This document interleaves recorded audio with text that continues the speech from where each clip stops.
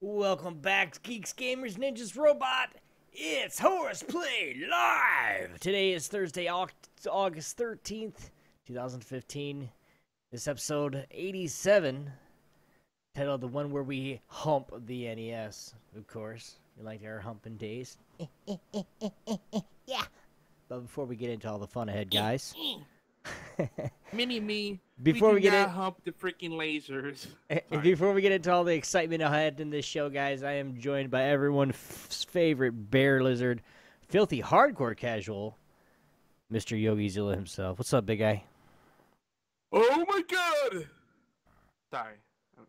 I'm really excited to be back on real internet. Well, About fucking time. as real as Comcast Just could saying. be considered. Yeah. They pissed me off, so after a while, I just lost my fight. I was like, fuck you, Comcast. You win for now. I don't want to deal with you. But you know, we're back in the mix, and that's all that matters. We're back in the saddle again. So, We're back. so much catching up to do on everything. I haven't even streamed. That tells you something. I haven't even played Destiny. But you know what has happened? I did get up in some beta fun. We'll talk about that later.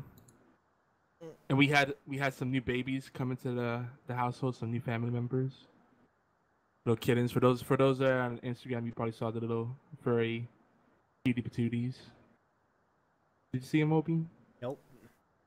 Oh, okay. I'll just have to spam Instagram until you see them. I'm in one of those moods today. I can tell. Where I hear something and it just pisses me off. Really. And it's not because I'm pissed off or anything, like I'm mad at any one thing. It's just like my camera's not working very well either. And like that's why you guys see no cams today. Like, it's just like it's like gonna be a rant show. I can feel it right now. It's really gonna be one. The thing is, I test before we go live, then the cam was working fine. But then when I try to cam with you, it's like the cam wants to like annoy us both. I honestly think, and this is just from, seeing what happened before when other people had some malware and stuff like that. I think I have some malware on my computer. Because like when you get some malware on your computer or whatever, your cams don't work right. Just shit does not work right. And I don't think I'm loud enough in the stream for some reason. I don't know. But anyway. Yeah, it's weird. I might just try switching to another cam that I have. Beefy's like, I'm glad I'm not home. Mm-hmm. Yeah, he's being a grumpy bear. That's okay. He'll be eventually it'll click that I'm back, and then everybody will be happy again. But you know what? Real quick announcement before I forget. A lot of you have been asking about the gang nights and Cards Against Humanity. So I think this Saturday we're gonna say, come hell or high water. We're gonna do Cards Against Humanity. I don't know if it's gonna be at the usual, 9 p.m. or later Eastern time slot. Because there's certain people that we know a few of you are in other places, and you might go to sleep earlier, whatever. We might do it earlier, but we're gonna do the web-based version, so you have to have Tabletop Simulator, and we'll do the clone Pretend You're Zizzy. So stay tuned for that. Just pay attention to our feeds on Twitter, at Obi1x2, at YogiZilla, at GeekyAntics, and we invite everybody in the All Games community and the Horse Radio Show community, the rest of our stream team, GeekyAntics community. Everybody just come join us, and I think we have a maximum of 8 players, but up to 12 or 16 total, including spectators. Wow. Rant number 1 for BFT 9000. Destiny is too damn fun. Damn it, Bungie. Good thing the story is made to balance it out. It's true. Yeah, once you get into it, it becomes an addiction. But like, I took that time off from it, and now it's like I don't feel compelled to go back into it. I'm actually enjoying other games. So, and people are like, "Hey, get on Destiny," and I'm like, "Why don't you play this game with me instead?" Like, no, Destiny. It's like a sickness. once you catch that bug, it's hard to get away from that game. Well, you know all the hype with me, right? What's going on right now with my beard and everything. Yeah. Well, there's certain people, and I'm gonna say it straight up. There's certain people that want it gone. Not mentioning no names or anything like that, Fifi. But it's gonna be like there's other people that want me to keep it, like bad. Like, hey, I'll get you that shit so you keep your beard. Like, there's people that are actually starting. People are actually starting to like, like, all right, no, let's have him cut it off. Let's get him this to have the beard cut off. No, well then other people are like, well, hell, I'm gonna get this for him so he can keep the beard. Kind of. Fifi's like me. Hashtag beard wars. Yes, it's what it's turning into. Like, there's people that want me to keep it, but there's people that want me to shave it off. Beard go bye-bye. well, I don't know. I got people that want me to keep it now. They're like, hey, I'll get you that just so you can keep the beard. That's a possibility. Our pets love my beard.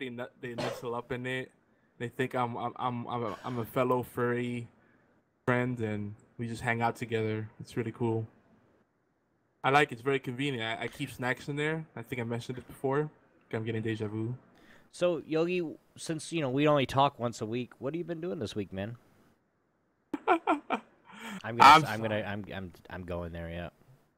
I'm sorry, dude. It's so hard to keep up with things. Yeah, like I've had a bunch of people asking to join the gang and be part of our stream team, be part of our network, and like it's like juggling. And I'm just gonna put it out there right now. Brandykins is no longer part of our crew, and it's kind of disappointing. But it doesn't surprise me either because people really don't get, what it is to be on the network. Like you get out of it what you put in. If you're not participating in our mastermind sessions, if you're not on the forums, if you're not, reading our Google Docs, if you're not really part of our vision and our plan and aware of what everyone else is doing, and like simple things like if you're a host on our network and you can't make a show or you're going to change the schedule, let me know so I can update the schedule. I should have to find out after the fact because I can't keep up with, dozens of people or hundreds of people, So you have to come to me. It's easier. One person come to me than I go chase down a whole bunch of people. So she went to join another stream team. And, I wish her luck, but it just made me just facepalm because it's just like dealing with that kind of stuff. And, it's a lot of work to get people caught up in what we're doing, what our plans are, how to participate, how to take advantage of our promotional services and spread your brand further. How can we be a team? It's not just, hey, I joined the team, cool. That's it, and go on autopilot. There's the stuff you got to do as part of it. Simple things like putting the watermark, the logo in your stream. Not just dropping our name one time. Say, oh, we're part of GeekyAntics network, or shout out to GeekyAntics. You got to kind of get integrated into it, and that's reciprocated. But it's become very tiring, and it's hard to keep up with everyone. So that's part of what happens. And I'm juggling a bunch of stuff. So outside of dealing with all the politics, behind the scenes stuff on the network, I finally got a chance to take a little peek at Rare Replay. I'll talk more about that later, but oh my gosh, they did such a good job with that collection. It's probably the best $30 you can spend in gaming, period. I don't want to get too much to the gaming stuff because we hopefully will have time to get to the dust off. I did finally get a chance to play Magic Duels Origins, and I see what people say about that being a money grab. It's like they have the Hearthstone model, but it's a much bigger grind, and they're trying to almost force you. Like I played against AI computer players in the solo battle. You know what me and Fatal been playing lately? Magic Duels. You playing that too? Yeah. Yeah. I'm playing it on PC and Xbox, mainly on Xbox. I'm done through the whole story mode already. I haven't done the whole story mode yet. It's fucking crazy. There's one guy where there's no way you can beat him. You just have to survive until he pulls out his giant card. That's it. Either he's got 100 health, you got 20, or whatever you start with, and I was watching Fatal do it the other day, or yesterday, and then I was doing it, and it was just like he was like, "Oh yeah, all you have to do is just wait for him to pull his big card," and that's how you win, is if you can wait and last until he pulls his big, it's like 25 colorless mana is what he has to get to, because each one of his minions, gives him a colorless mana. So like it's like his cards. I mean, it's just badass. And I found out what deck I want to play, and the red black deck, black aggro deck, which is just crazy because you got tons of control with your black, and then you got tons of red and aggro with your red deck. It's just, if you have the lands and your stuff comes out like it's supposed to, it is an unstoppable force. Holy shit. Yeah, no, it's great. The campaign is definitely more balanced, but if you play the solo battles, the AI is really broken. The easy computers should not be having really OP decks. Like, an easy computer should not have a blue deck or blue black deck where everything you do they counter it. That's not easy. Like it's like they're not thinking about, like, if they put this out to get more people into Magic, they failed. It's great fan service for people that already like deck building games or already like Magic. But if I was a new player and I played this game and I had no idea how deck building games work, I'd be like, fuck this. I wouldn't deal with it. That's what I said the first time, and I went back to it. I literally, you asked Fatal. I was like, fuck this shit, and I'm done. And I left. And then a couple hours later, But you started with the campaign, though, right? Well, yeah, but I know how to play Magic, though, so, like... Yeah. I'm sorry, I haven't played it in years, but it really never leaves you. Once you start playing it again, you're like, oh, I remember this shit. Now let's bam, bam, bam. And I made some mistakes. Don't get me wrong. There was times where I got my ass drilled, like, you should have played this way. And they played the same way. Like, every time I did something, they did the same thing. So then I changed up that one thing, blocked them or countered them, and I won the match. But there's just... You have to be on point when you're playing those AI. No, the thing is, it's easy though. Like, I'm expecting a breeze, and like BFT saying in the chat, against blue, you just gotta bait it with like crap, and so that they'll counter the crap, and then you get the real plays out. And that's true. And you wait for them to not have any mana, because if they don't have any mana, they can't do counters. But it's easy AI. It should be freaking autopilot done. And I'm just trying to get my daily quest done. So I'm like, oh, okay. Wants me to play with a black-white deck. I'll just use a deck wizard to play with the deck with the deck that they helped me construct. Blue black is freaking OP as shit. Blue black is OP. Black white. No, fuck that, dude. No offense to anything, but black white does not work in any situation. No, it does. It's too slow. It's too slow. Dude, if you get a black white deck.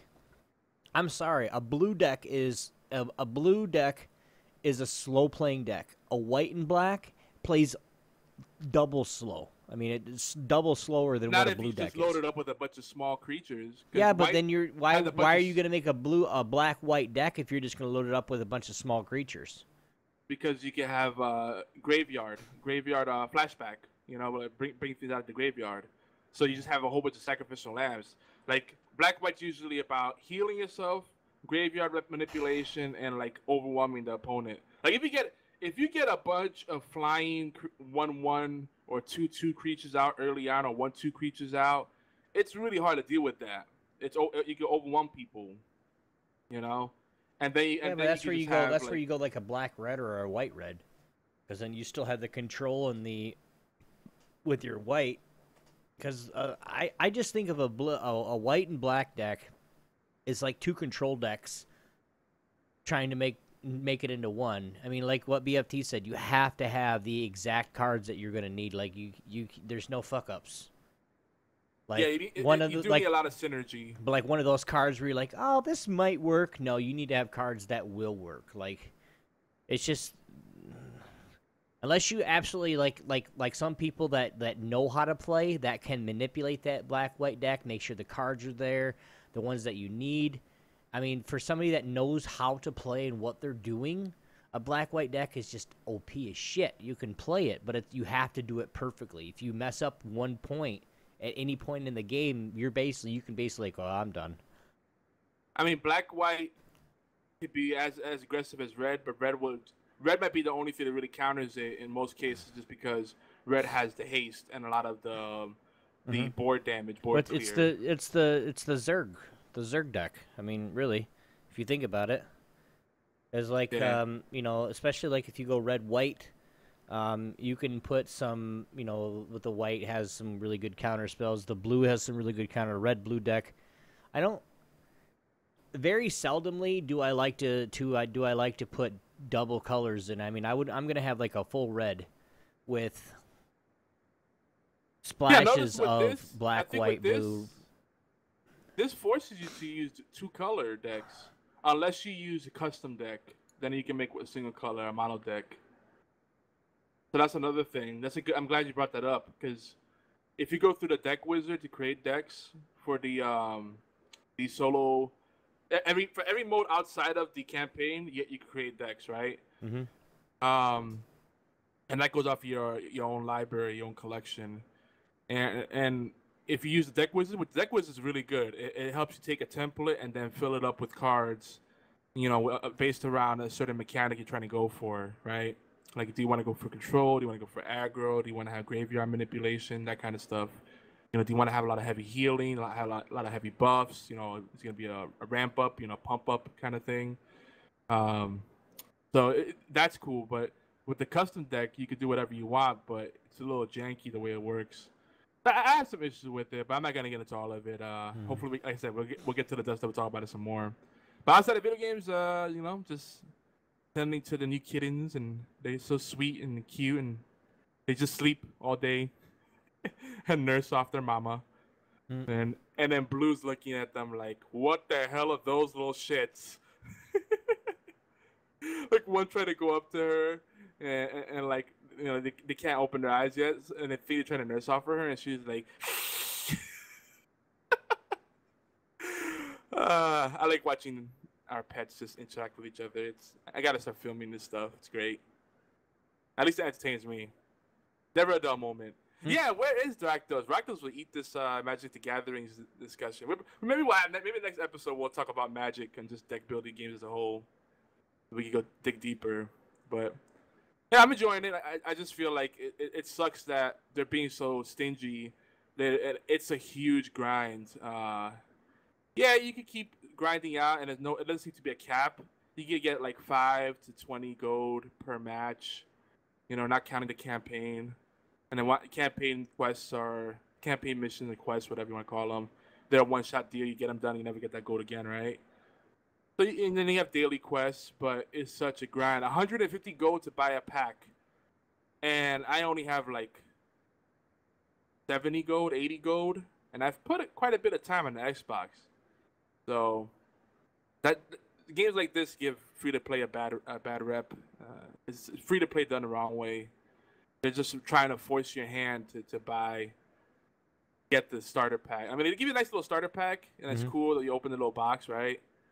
But, you know, so much stuff is missing that start hitting walls, especially if you're not doing campaign. If you go outside of campaign, it's so rough. I guess they made it so that you just go focus on campaign first and then go into the other modes. But I want to do my daily quest now. I don't want to wait to finish campaign anyway. I'm sorry. How's your week been? Long. I get that sense. And BFT's giving his take on it. Black-white is total control. Not an easy combo. It'll usually be a long game. They do trying to drag out. And red-black, he says that if you don't win early, you're probably not winning. Yeah, because black tends to have. Well, because you gotta die. Yeah, you got an aggro with no control at all. Plus, I mean, like, if you're gonna go red, you're not gonna go black. More likely, you're gonna go blue, so it has a little bit more, or even red-green. I mean, because then you got green that has those medium-sized creatures. I know there's a couple. We'll get into this later. I could talk about Magic Gathering for a while, if I really wanted to. Me too. Yep. And shout out to FIFA Champ 69 and I hope I say it right. Eco 15. What's going on? What's everybody doing? So Obi, what do we have tonight on the show? I don't know what we got tonight on the show. Just kidding. What do we Guys, have tonight no on the show? Destiny Minute. Yay! I mean, darn. But we do have a huge feature, guys. Tonight, there'll be some gaming news and some deals. We're going to take a break from Sega fanboy fun, and we're going to go into Nintendo. We're going to talk about around the top 100 NES games or so. It's going to be awesome. We're going to talk about some modern games as well. And heck, this may be 2 or 3 putter just because we have so many games to talk about. Video games. Video games to talk about.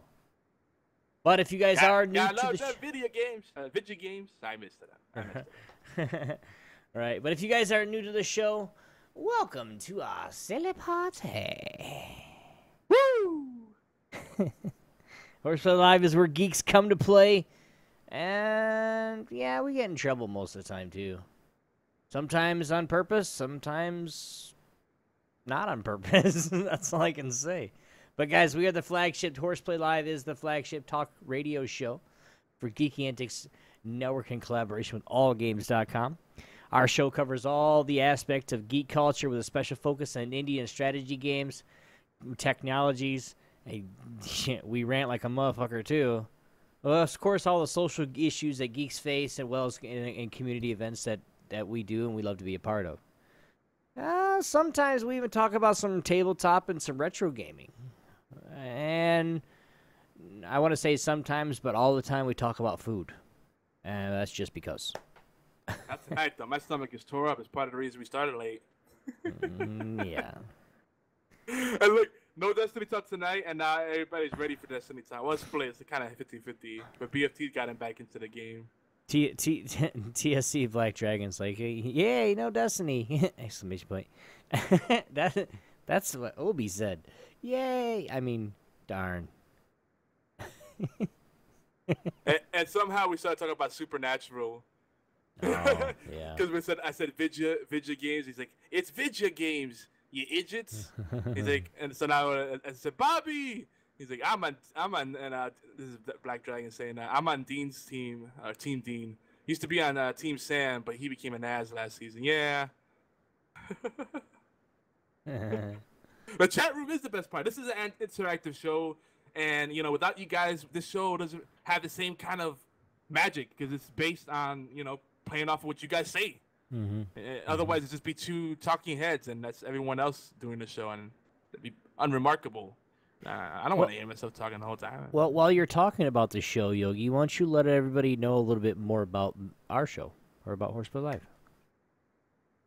So, guys, HorsePLAY Live, as the name implies, it's live and uncut.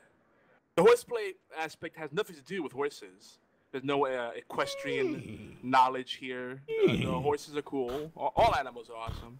No furries, none of that business. No, My Little Pony. But if you're a brony, we won't judge you. Come as you are. But it is a late night show, so I'm gonna judge the shit out of you if you do that.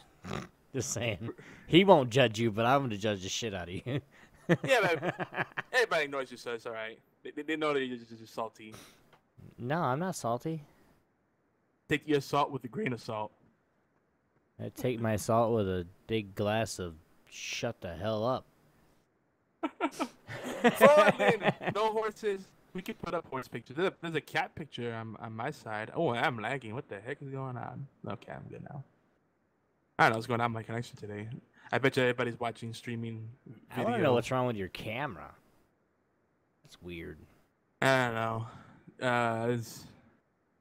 I think the camera might just be dying.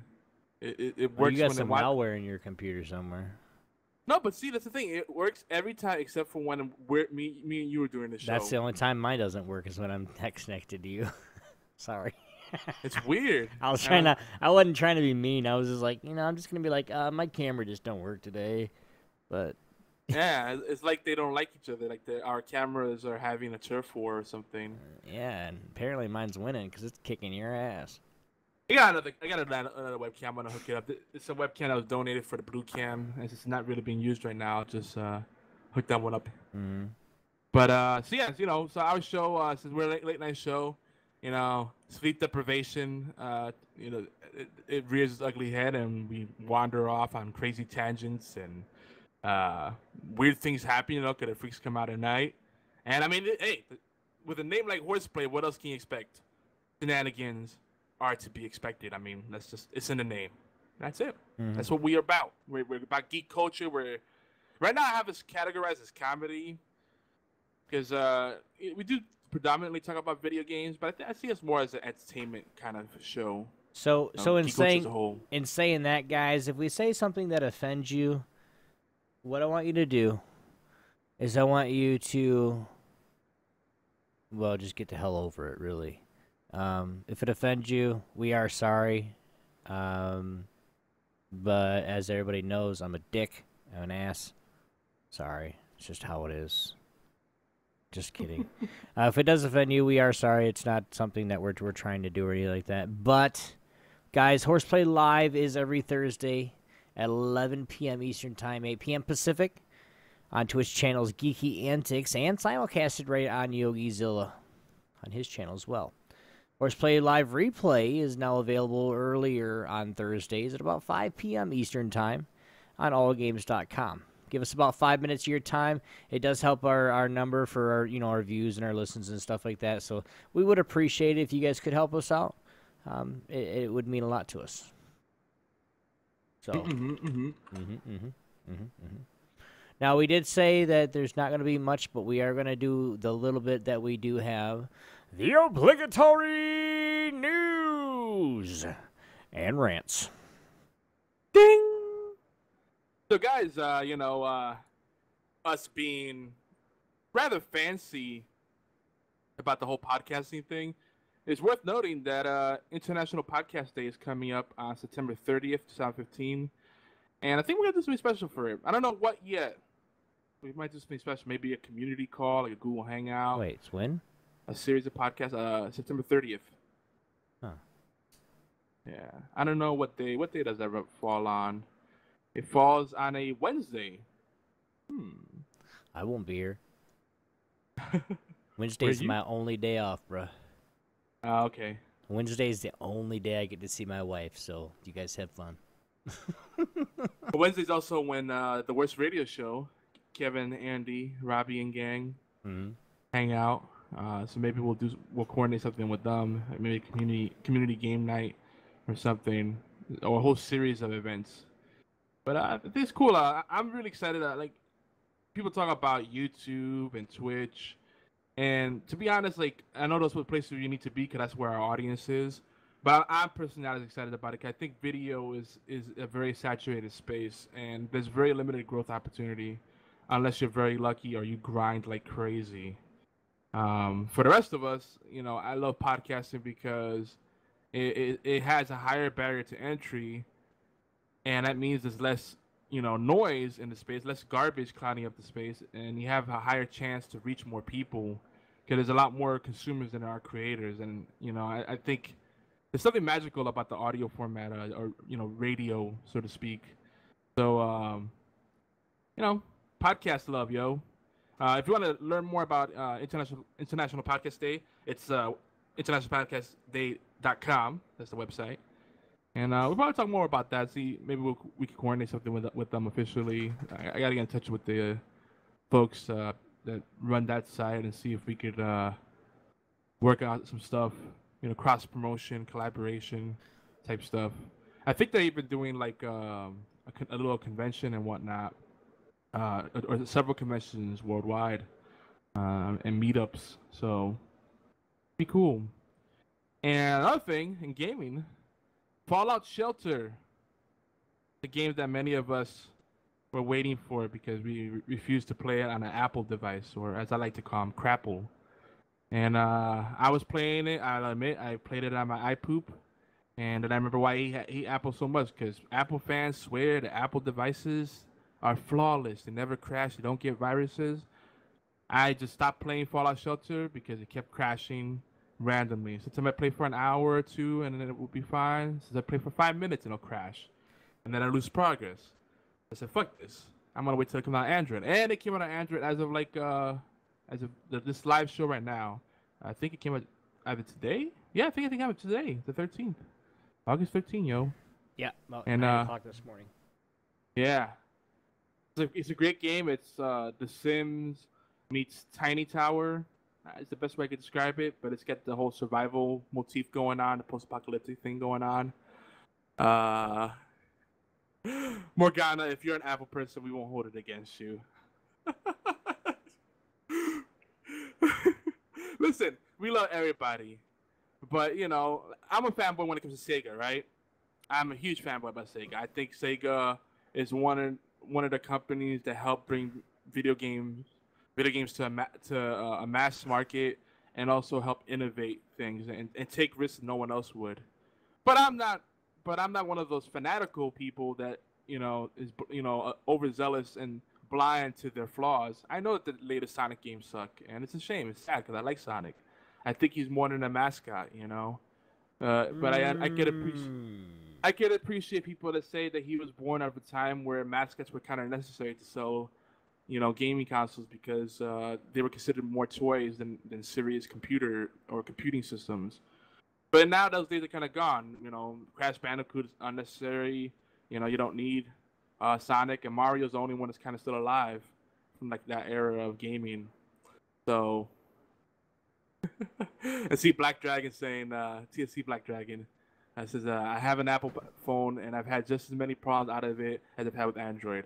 It's the mentality of the person using them that irritates me. Yeah, that's the thing. Like that, whenever if I have a friend that's an Apple friend and I tell them, I'm having some problem with my computer, it's like, yeah, you should have an Apple. Like they think that fixes everything. Like, no. See, the difference is if I have a problem with my PC, I can go under the hood and fix it.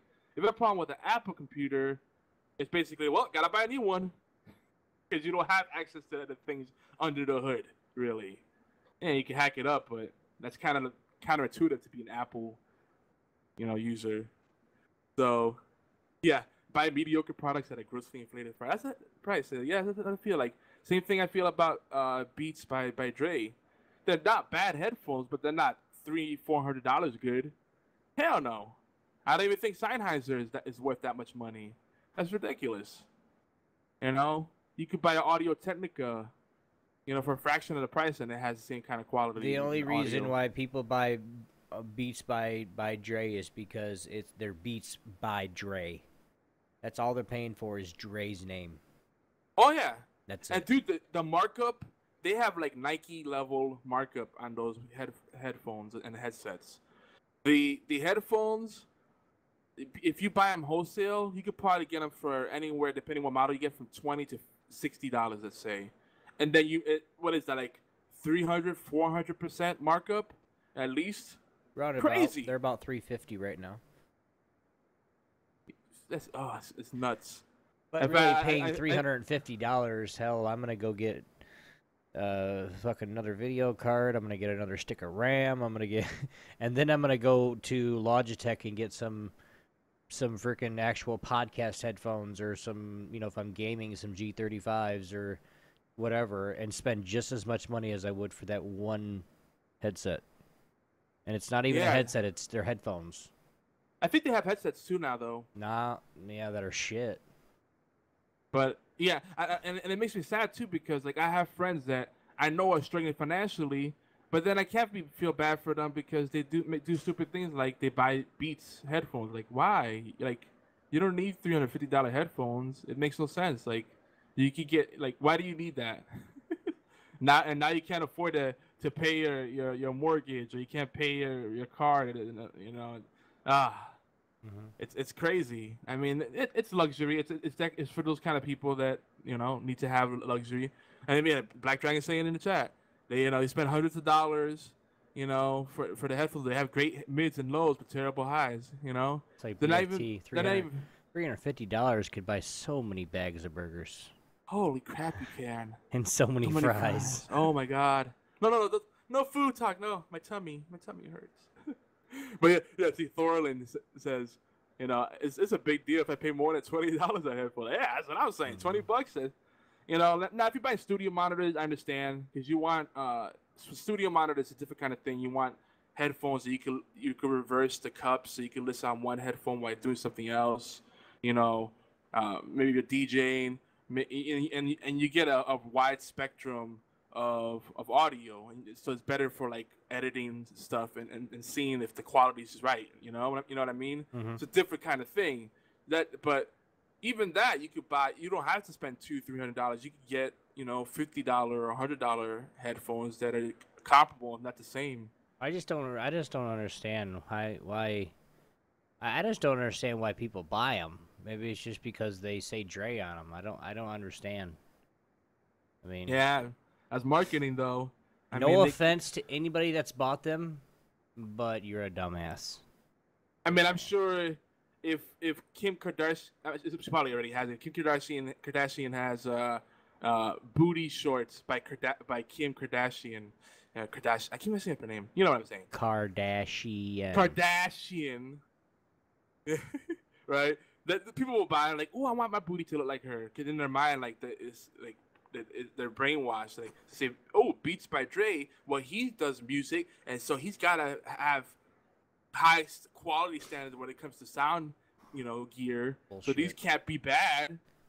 I'm sure he has a bunch of pairs himself. I can almost guarantee you, Dr. Dre ain't using Beats at home. Probably not.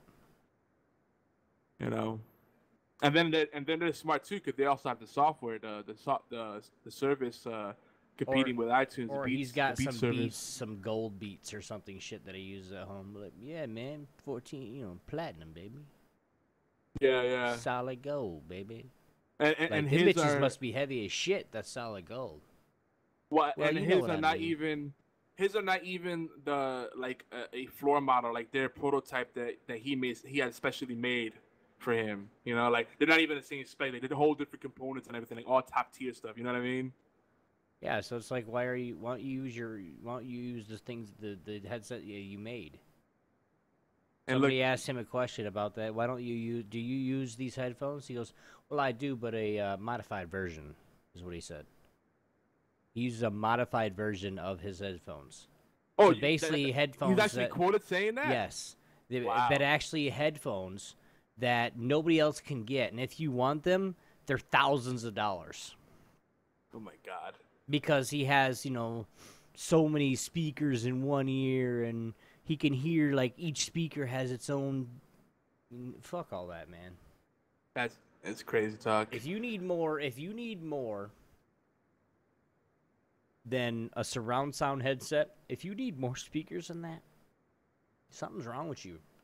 Yeah, I think the most you need in a speaker cup, in a headset cup, headphone cup, it may be 5 drivers.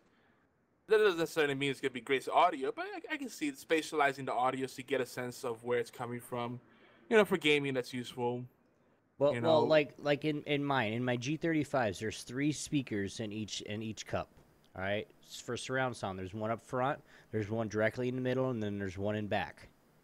And then I think there's 4. I think there's one on top too. But that's in both ears, so I can hear it like it's a whole, like a cup around my ears.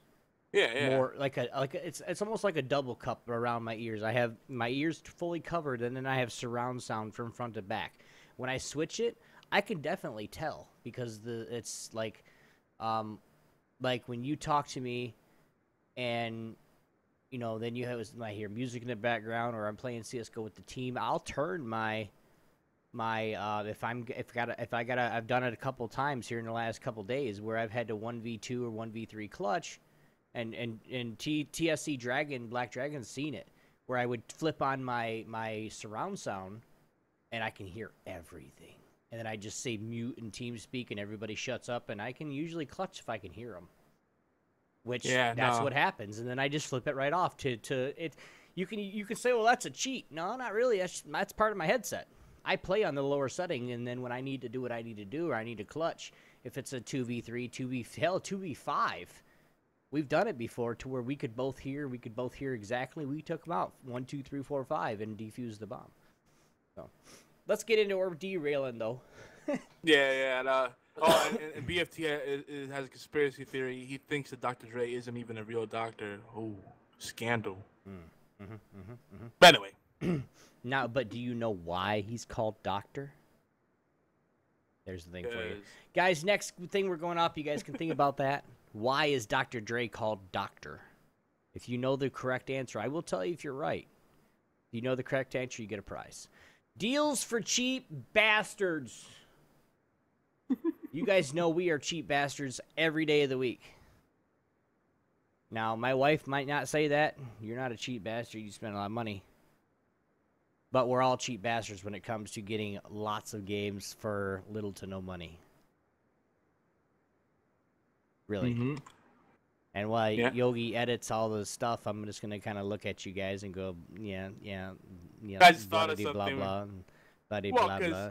We was talking about software deals, but we just talking about gaming headsets. Now, if you don't need super surround sound and fancy schmancy stuff, there's a company out of China called Sadie's. They make very comfortable feeling headsets. The mics sound nice. The audio is nice. You get good volume range on it. And I think King Dean just he found a deal, two pairs for $15. Can't beat that.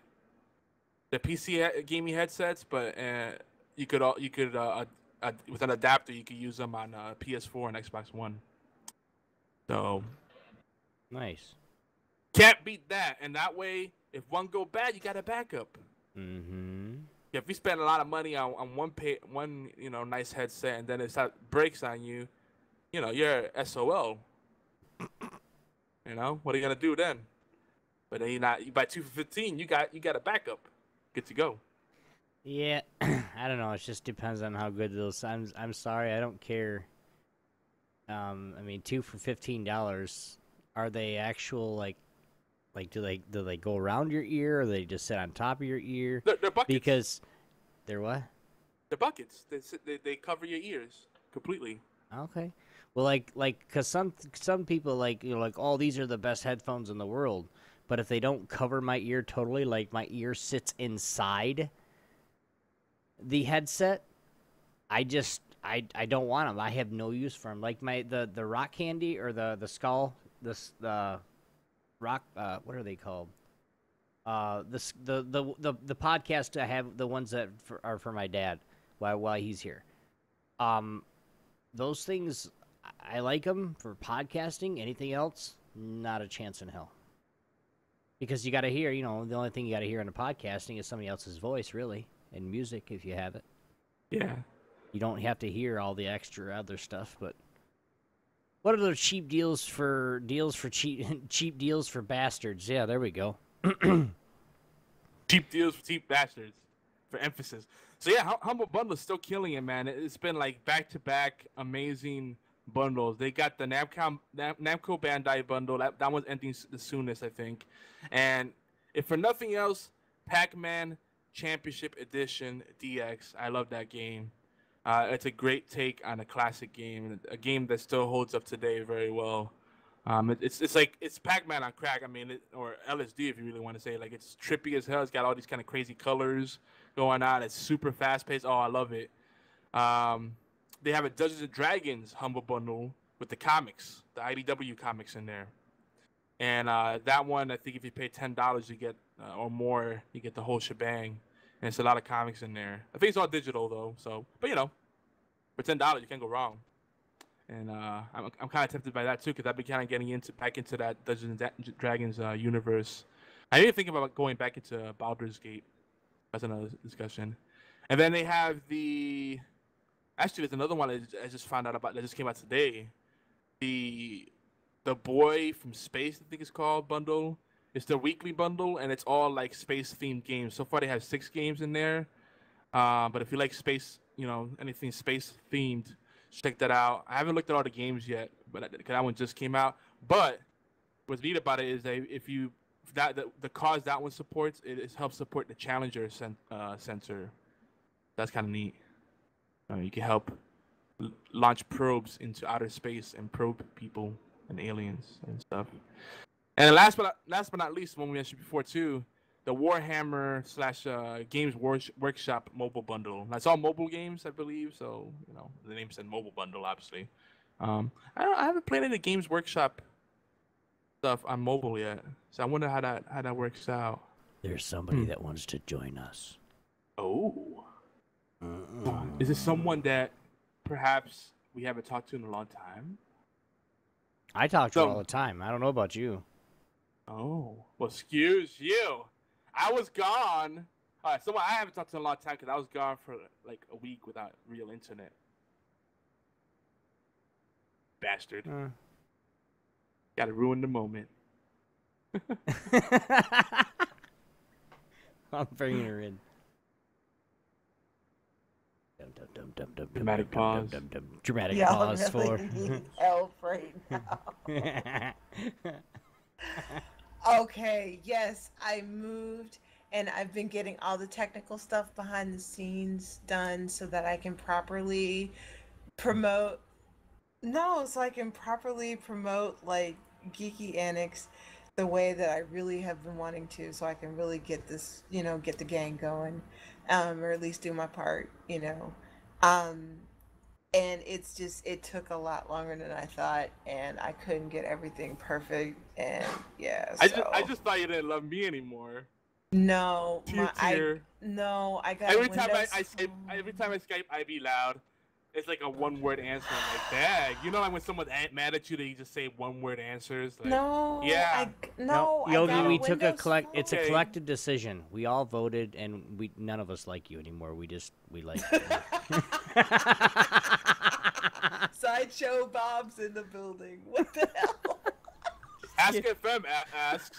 You look in the mirror. What do you see? Someone I don't like. What I'm saying, no, I went and I got a Microsoft phone because I liked it. It was bigger for and I did it, but it's bigger, different. Huh? Yeah, it was bigger. That's what she said. Okay? It got bigger and bigger. He's a grower, not a shower. Shut up. Well, you come back in a good show because after we get through our usual segments, we got a really fun discussion to have. Oh yeah, get through the segments because I don't want to distract you. Right. I'm loud right now. Let's keep going. Because I be loud, yo. This is why I haven't been here in a while because I've been loud lately. Sorry. But go ahead, mute your mic for a few minutes, and we'll call you back here in a second. Oh yeah, pay the bills. Peace. All right. Well. I haven't seen any other deals. Is there anything else you can think of that's come out? Oh man, there's quite a bit right now that Steam is having a little sale right now. Well, speaking of which, you reminded me about the Naruto sale, and I forgot to jump on it. Scrub. I know. So I found out, and I told Fatal this, and he was kind of mad when I said to him, the Stanley Parable sucks. He was so mad. I'm like, dude, why are you mad? The Stanley Parable isn't really a game, though. Like, I don't know if I could call it a game. It's a great experience to have, because I think it's like a great experience, and I think it's a prototype of something that could be an awesome game. You know what I mean? Like, it reminds me of. It's not though. It's dumb. It's like my son. Okay, this is the funny part. I was like, hey, buddy, listen to everything and play the game. He's like, okay. So he listened. We put the other headphones on. He had a set. I had a set. And I said, what did it just tell you to do? Do you do that or do that? He goes, do that. And then when he got to the door. Obi, we got a follow, by the way. Thorlin, thanks for following. Thanks for joining the gang. When he actually gets to the door, when the door starts opening and the game starts over, he goes, I beat it, Dad. I was like, do you want to play again? No, not fun. Dude, you should totally record that. Like, straight up, he's like, he won't play it anymore. I said, dude, you want to play this? Nope, not fun. Record the audio. I mean, obviously, as a parent, you don't want to really put videos and pictures of your kids out there because it's very delicate thing, shall we say. I'm gonna tell you right now. Record audio, dude. That'd be I'm not gonna adorable. like do it on purpose, but really, if somebody sees a picture of my kid and wants to take him, I'll kill you. but seriously though, And then Mama like, might kill you too. Buddy. She's gonna be like, no, you can't die yet. You can't die yet. I gotta have my fun yet. Don't you ever take my boy. Well, you can't. You're dead. Never mind. That's not like the plot of this horror movie P2, where like a girl that was victimized suddenly she becomes the predator. It's pretty badass. Stanley Parable is not entertaining at all. It's a 4-year-old said, "I'm done." Yeah, like straight up, he's like, "You must I not beat have been it. ready I beat for what it. it is." Maybe I don't. I'm expecting something that it's actually a game and it's, you can then choose your stuff. Not Stanley took a left and then Stanley went to the left door. I went through all the. That's the point, though. I went through all the other doors and it's pointless because he goes. That's the whole point. After a little bit, the motherfucker stops talking. But like, what are you supposed to do then? You just walk in circles. Dude, for hours. Right. Dave, I can't circle, George. The whole point of the game is to make fun of video game tropes and bad design. That's kind of what it's doing. Like it's very self-aware and it's a parody of other games, And that's the whole point. Like when you have a narrator, when you have games that break the fourth wall and they don't have that immersion, it's frustrating. So like the whole time you just want to strangle the narrator, but you can't do anything. It's funny. That's the whole point about it. Right, but I'm just saying, like, it's just like for somebody like me that's likes the the MMO, the simulator, the shooter, the having doing stuff, and then you get into a game like that, like, what is the fucking point? To not do what the guy says and get lost, and then the guy says, well, okay, fuck you, do it on your own. Yeah, like I said, if you're a completionist and you're looking to get the best ending, I'm not a completionist, though. I don't like beating games because then you're done. I'm not a completionist. I don't do that, but it's just to the point where it doesn't make sense to play. It's just a game that you play in short sessions just to get a laugh. That's what it is. And 5 again, seconds? it's game very loosely. Again, a 4-year-old. I beat it already. I'm done. Let's play another game. We had to go play frickin' Worms Revolution because that's impossible to beat, damn near.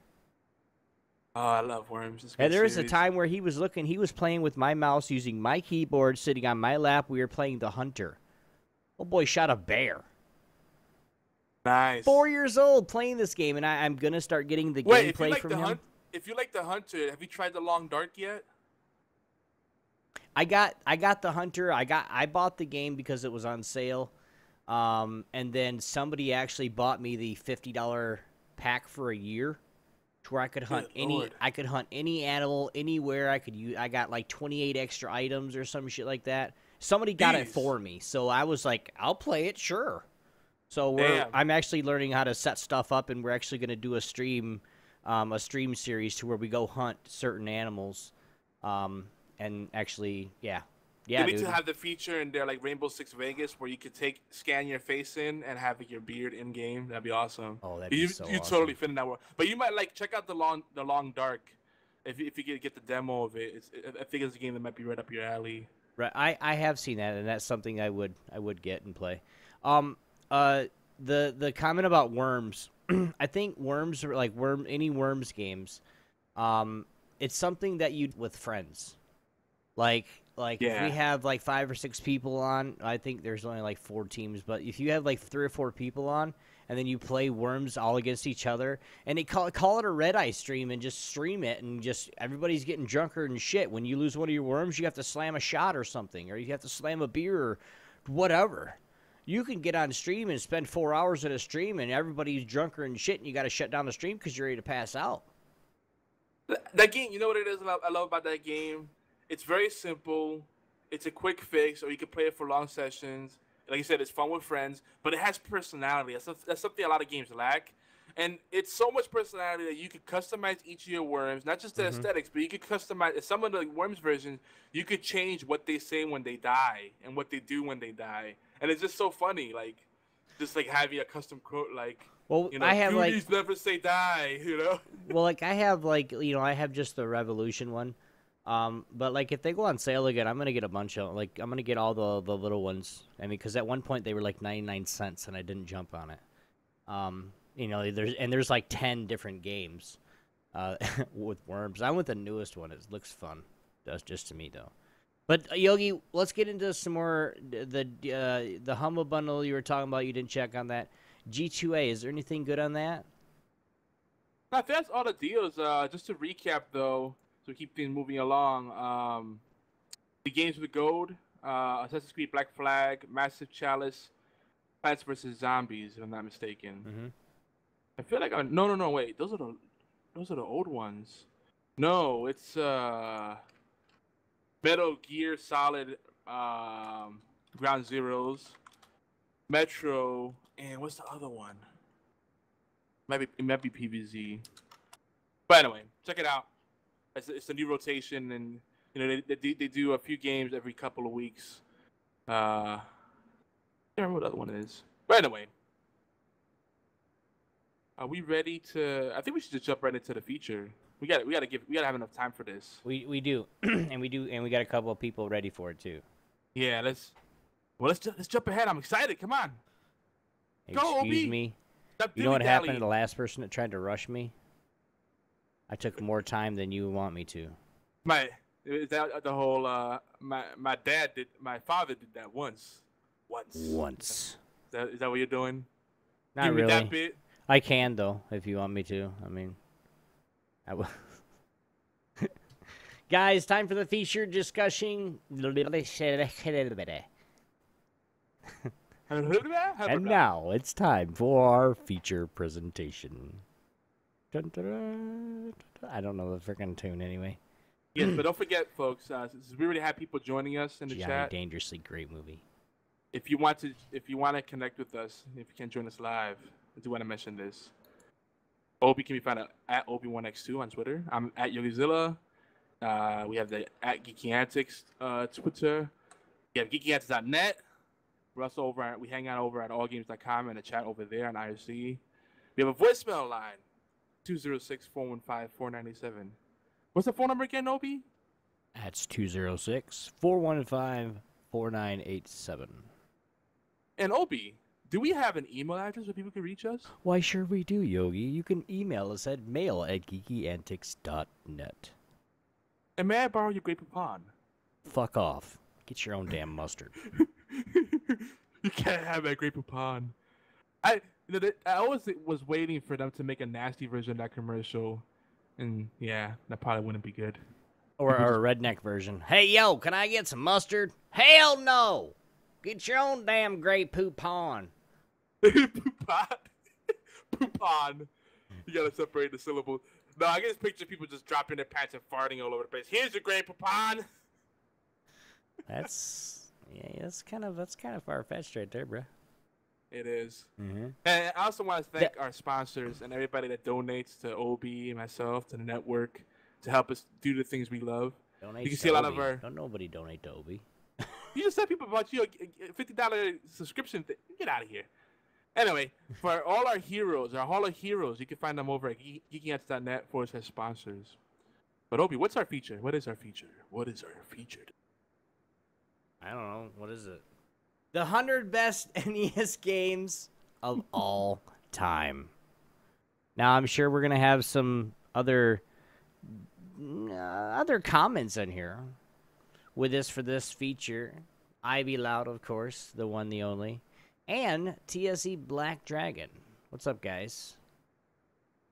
Oh yeah. All right, that's great. You weren't fast enough on the unmute. Nice to hear you. Nice to hear from you guys. But basically, what we're going to be talking about are hashtag Nintendo Day themed hashtag Retro Friday. Of course, it's coming back, guys.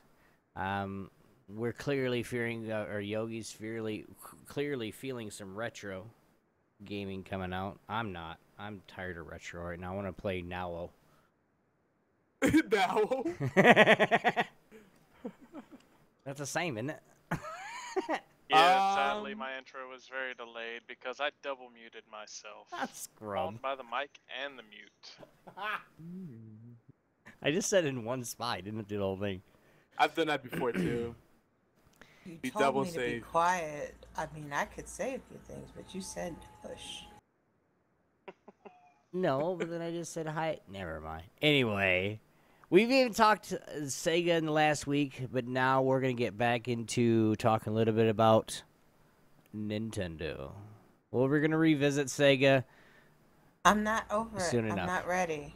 We're- Pineapples. We're It hasn't been long enough to Iwata. Like, Wait, did Sega actually have 100 titles? Are you wow. kidding me? How dare you? Off this call right now, sir. Did No, you you can seriously stay. have to poke the Yogi Bear? That's You can Was stay. that so necessary to poke the Yogi Bear? I just need to know. Was that needed? He had the dare you. honey. That And hurt you my had heart. to wake up the bees, and then you just got him stung. Well, at least Why? to your credit, at least you said, do they even have 100 games? At least you said, do they have 100 good games? Because then I'd really be like, what? I can think of like Sonic and Phantasy Star, and that's about it. They have a lot more than people realize. Shenmue, the Mafia, Yakuza. There's a lot of stuff that people forget is Sega. But a lot of these properties are still alive too. But we actually talked about that in episode 86 of HorsePLAY Live. If you want to go back, we touched upon it. We got to go back to it. Touched upon some of the things that are Sega developed and Sega published. Two different things. Because they have a lot of things they've published. There's a few things that they developed themselves. Sega's had a lot of teams, a lot of studios internally too. But we're talking about Nintendo today, though. I Back was a to Nintendo baby, so Sega, I don't know much about. Yeah. I get it. I get it. Long But- live Dreamcast. Long live. Yes. Yeah, Dreamcast the 2, Sonic I'm still on waiting. Dreamcast and Dead or Alive 2 were very epic games. I love those two games on Dreamcast. Mm-hmm. Now, just so you guys know, we are going from IGN. It's IGN's picks for the top 100 ever. You guys can check Yeah. that out. We're gonna put that right in chat for you guys. And You we're guys can not- follow along of where we're kind of going. Yeah, we're not going through the whole list. Oh yeah, we We're are. just That's why kinda- we need time. So shh, let's go. No. What we're gonna do is we're gonna go through the part of the list, right? This is the plan. You ready, Obi? Sure. Let's go through part of this list. We'll pick out ones that we individually like, and then we'll see what they ranked them and see if we agree or not. Then we'll just talk about games that didn't make the list that we think should have. Is that good? Sounds good. Yeah, we're not gonna go through all 100. I mean, I wrote all 100 down here, well, most of them, and there's a lot. That's a Oh lot. my god, yes there is. If you Google IGN top 100 NES games, it'll come up. Or why don't you just click the link I put in chat? Well, for those that are not joining us live, remember we have a ton of people that download us or listen to us on YouTube, you know, or different podcasts. Well, if you're not live, you're wrong. How's that? You're wrong. You're doing it wrong.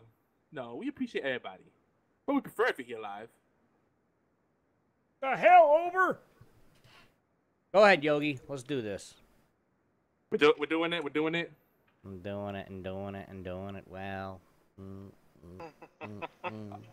All right. So you want me to start it off?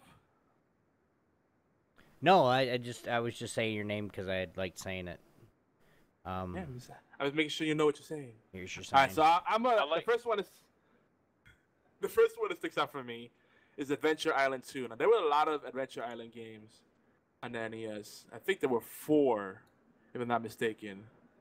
Some say they ripped off the Wonder Boy series from Sega. I forget which one came first, but Adventure Island I think is the game that really just caught on, and Wonder Boy and games of its ilk didn't really catch on. But I'm just curious why they have Adventure Island 2 out of all of them. And I'm trying to think of it. Maybe it's because that's the one where they introduced other mounts like dinosaurs and stuff. And this one was actually a lot more fair because the original Adventure Island, what a freaking pain in the butt. It's so freaking hard. So maybe that's why they made it. What do you guys think? Did you guys play Adventure Island 2? I didn't. I didn't. I was mostly when like I've always been when I had the Nintendo. I was basically I played all the, like a lot of the sports games, like the baseball stars, the ice hockey, the duck hunt. I played shit tons of DuckTales. And DuckTales obviously made their list. yeah. Mike Tyson's Punch Out.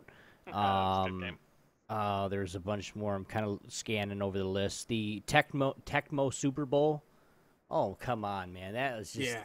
You had those Tecmo games were crazy. dudes running around. It was like, beep, beep, beep, beep, beep, beep, beep, beep. Now, DuckTales made number 10 on their list. Adventure Island 2, which was released in 1991, got number 29. And my wife is going to love number 1. Super Number Mario 1. Brothers 3. Yeah, and I think for the purposes of our discussion, I mean, I actually might agree with that game. Because that game has a lot of fond memories. Hell but no. I think Not the top. Not number 1. No, but the sexy beast, obese sexy beast, she always wins, so. Huh? Say what? Your wife, that pick, the sexy beast always wins. So. Yeah. Yeah. And I'm a sexy beast, I know. I knew I was waiting for that thing. I'm just gonna let this pan out.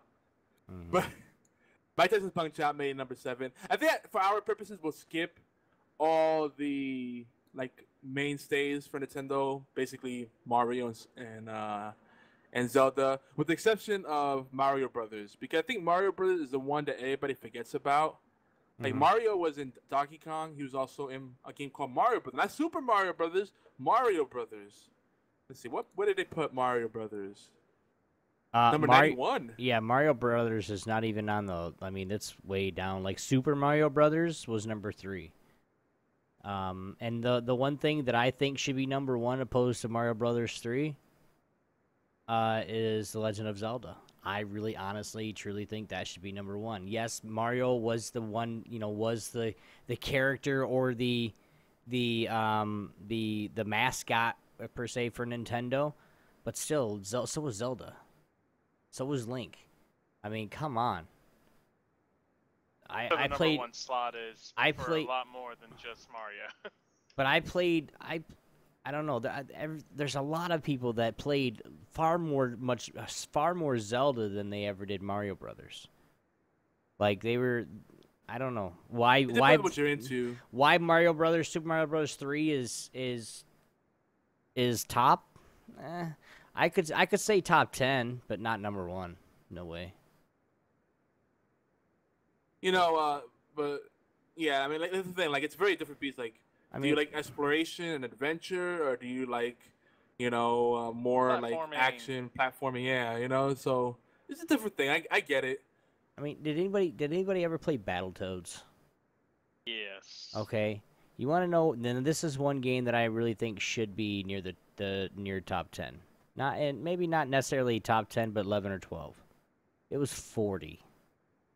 Like, dude, come on! Like all these games that we want. But didn't it have a terrible glitch on the hardest level that it presented for everybody that would almost make it incompletable? I completed it.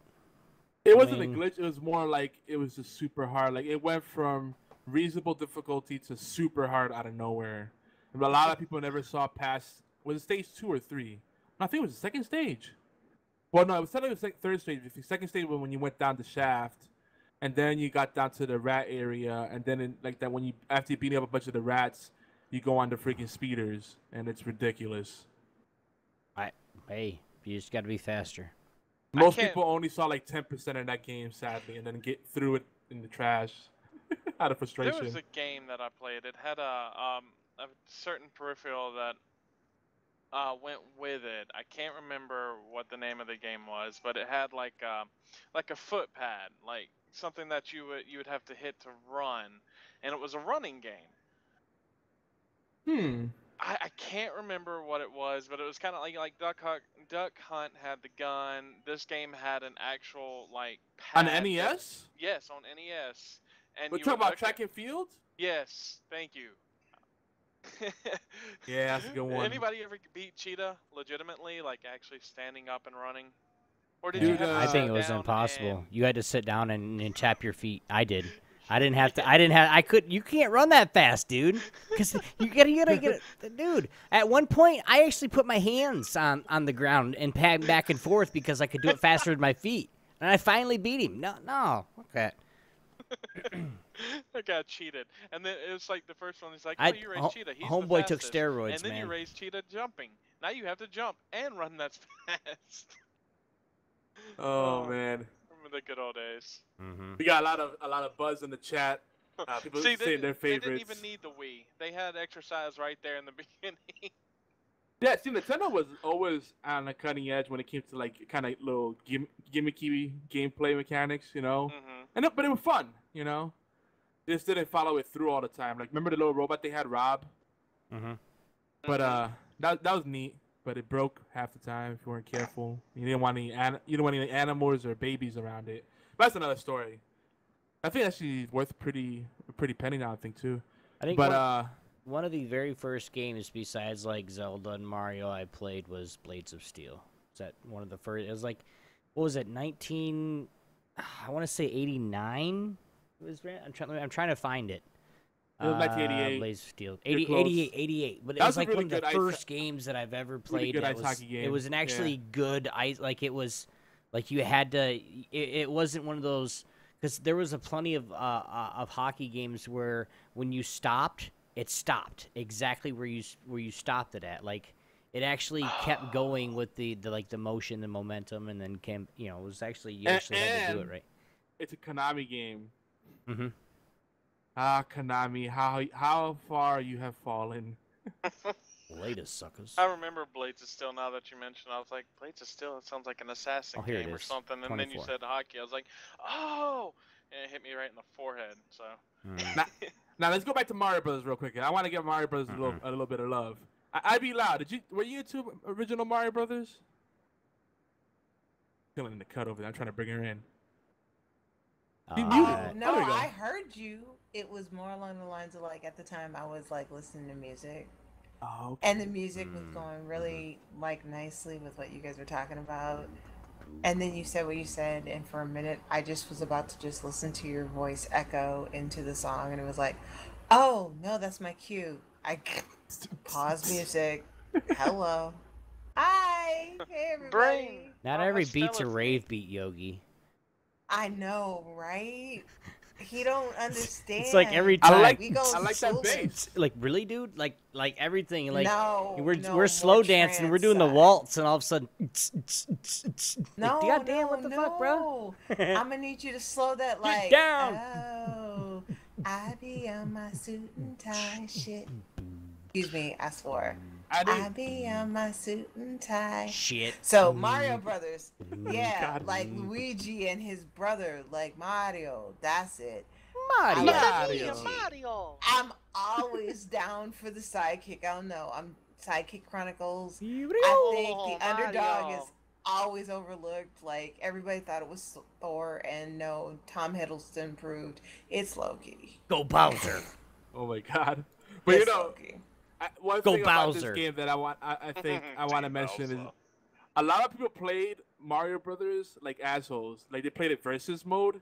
Yeah. The best way to play that was co-op mode. Try to get as far as you can because that game will beat you without you trying to beat up each Demolition Derby style. No, that's the best way to play it. Demolition Derby style. other. See, you were one of those that like anytime you were getting frustrated, you just hit the pow block and make. Yeah. And then all of a sudden, the turtle that was on its back, you're about to like knock it over points. Like, nope, it's gonna kill you now, ha, sucker! Okay, hey, all you guys that love these, the role playing are I don't know what RTS is. I guess it was, but has RPG? anybody ever played Willow? Holy, I've seen the movie. No, but like I've not it's played the game. dude. I'm turning my music back on. You I'm really sorry. Brought up that game. Dude, I'm sorry. Yeah. It was like I spent hours on that later. I spent hours on that game. Straight up. Yeah, for a licensed game, it wasn't bad at all. That's actually pretty I darn think it was good. Capcom is one. Yeah. It's like when It released Capcom's like, hey, 1989, and it played a little bit like Zelda, she straight up left. Dragon Warrior. They compared to Final Fantasy in some ways too. You know, or its new version when it got to Super Nintendo, Dragon Quest. Sorry, just thought I'd bring that up. well, Dragon Quest started actually on the NES as Dragon Warrior. If you think about it. Yeah, that's what I was saying. It started out Dragon Warriors, and then they changed it to Dragon Quest. Oh yeah, yep. And they had 4 games on the NES. But the thing is, the bad thing about Dragon Warrior is it took so long to get it localized and over here in the States. By the time it came over here, it felt already like it was rather aged. And then Final Fantasy came around and kind of like it lived in the shadows. Because Dragon Warrior was released in '89, I believe. Yep. But it had like that '85 kind of feel to it, like early in the generation. It was like, Yeah, I mean the same thing with Final Fantasy, how it kind of got released a little bit late too, because by the time they were going to release 2 and 3 for the NES, they were already creating the Super Nintendo and going with Final Fantasy 2, or actually Final Fantasy 4. Yeah, and, it was a really awkward time for gaming just because, what was it, in '84 the video game crash happened, and then the NES released officially in '85, and then it had like 5 years maybe, not even, like 4 years really to dominate the market, so to speak. The Master System was a legit system as far as I'm concerned, the Sega Master System, but and then then it had that overlap. There was at least I think there was a good 3 to 4 year overlap with Super Nintendo, or actually all the 16-bit systems. They were still releasing NES games towards the end, but Willow wasn't bad at all. I actually kind of want to play that one, but the role-playing games, that's a whole different beast.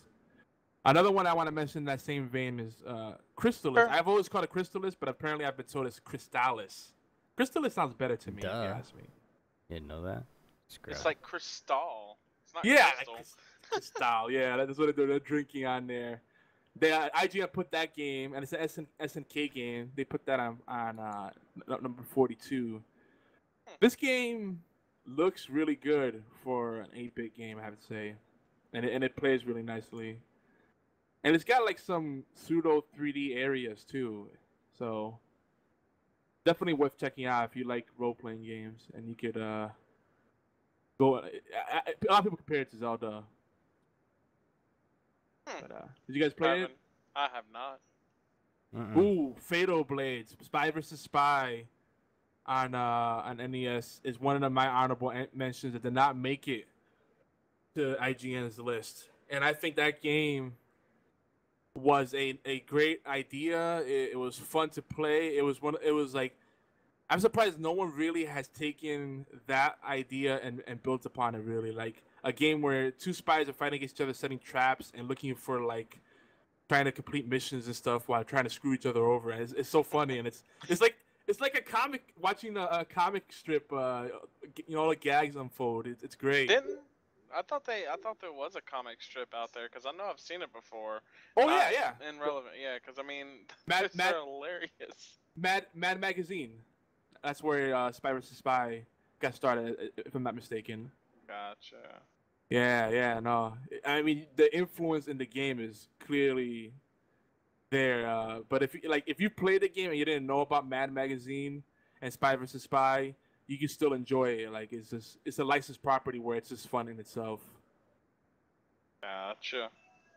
Oh, and King Deem's reminiscing about the times when you would go into a video game store and pick up paper slips and then go to a redemption area to get your game. You get a paper slip, take it to the register, pay for it, and then you have to go pick up the game. That was the security.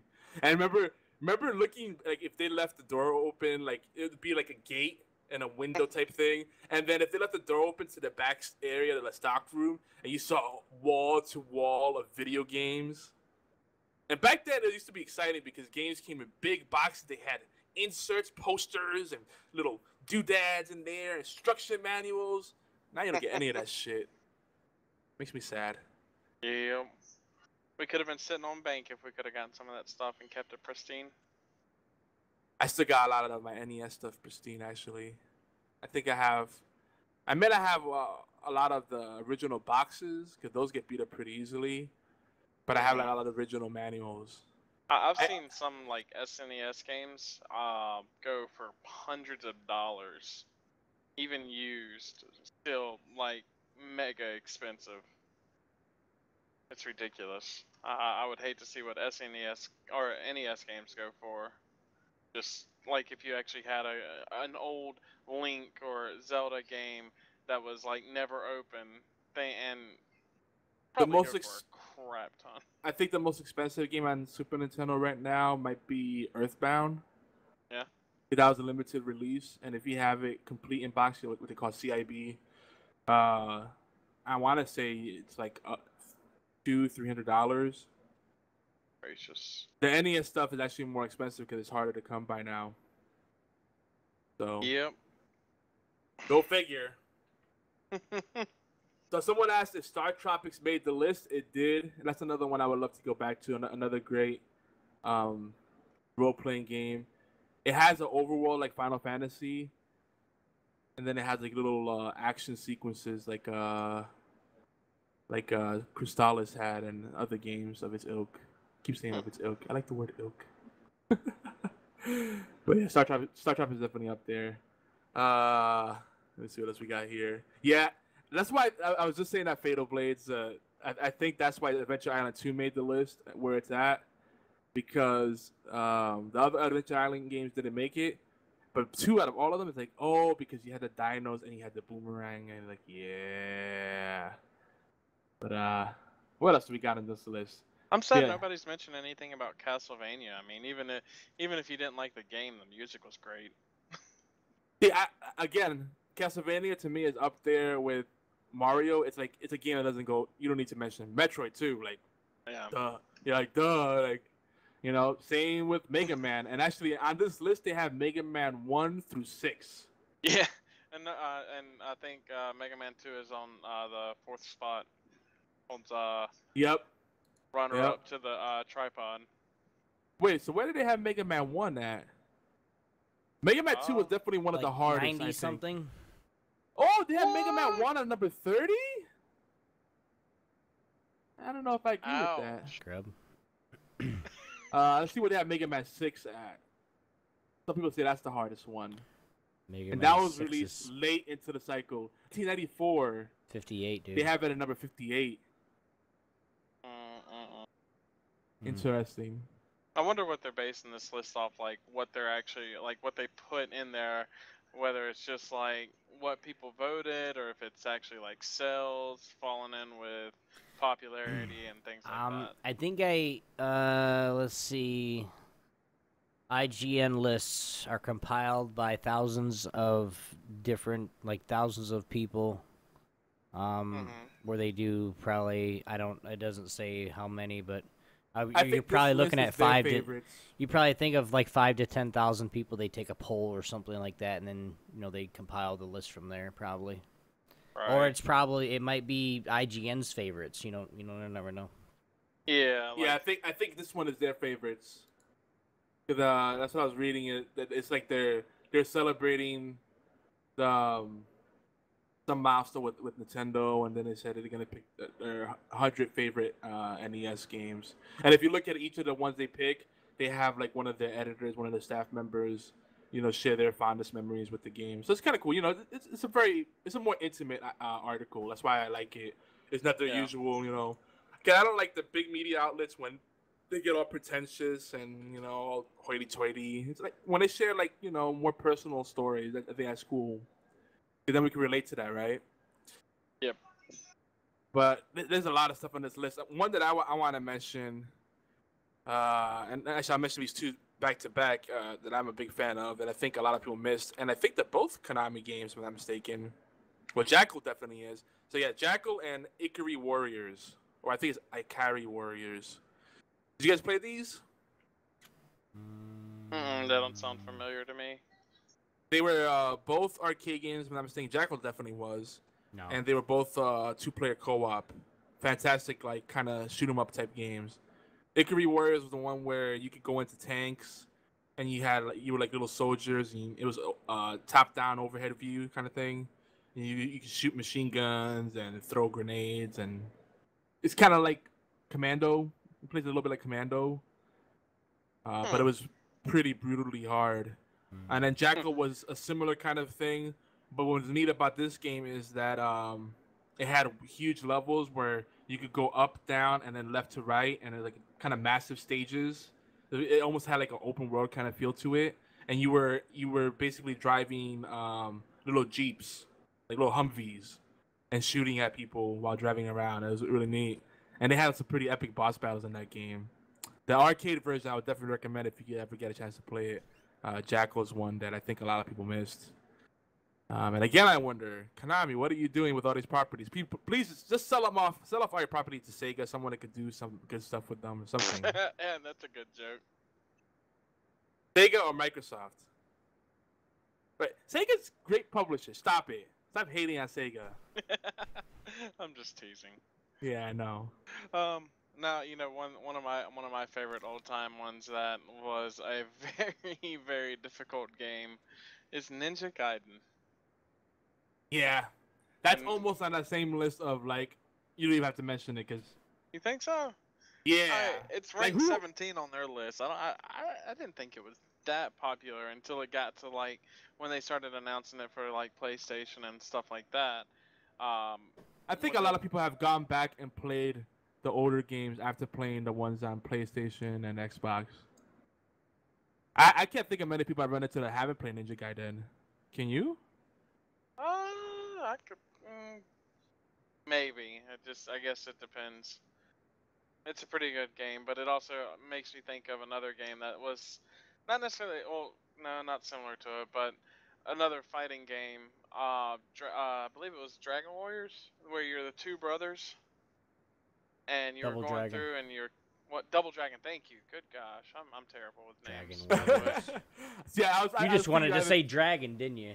I was either thinking you're talking about Shadow Warriors or Double Dragon. I wasn't sure which one. Like you combine both of them, they had like their own child together. Yeah, absolutely. That's what they should do. that's how they make games successful. They just crossbreed them. Yeah. Ivy Loud must be really like getting into the conversation. She's like, I agree with everything. Or she's getting into the music. Something's going on.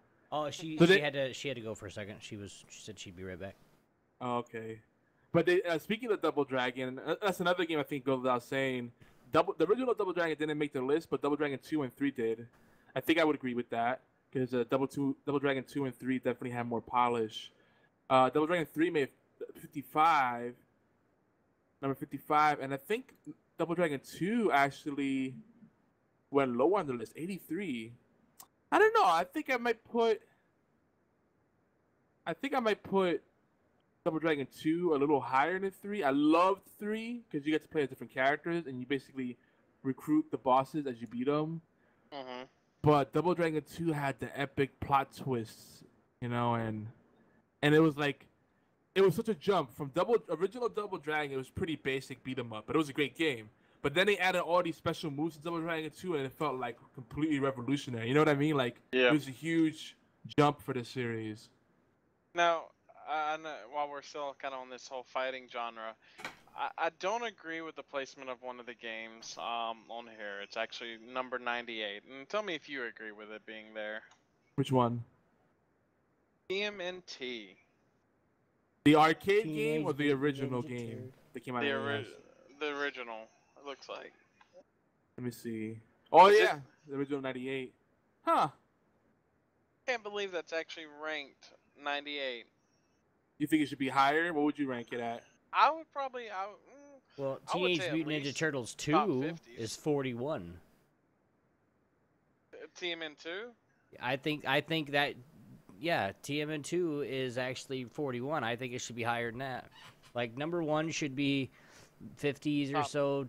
TMN2 should be, top 25.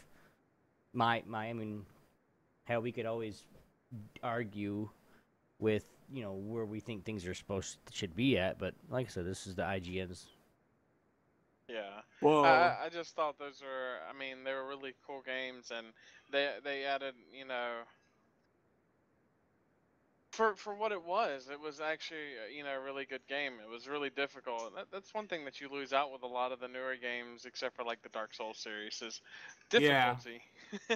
Yeah, A lot the of original one was definitely hard. I mean, the arcade game, Ninja Turtles Part 2 was hard too, but yeah, the original TMNT on NES was definitely really hard.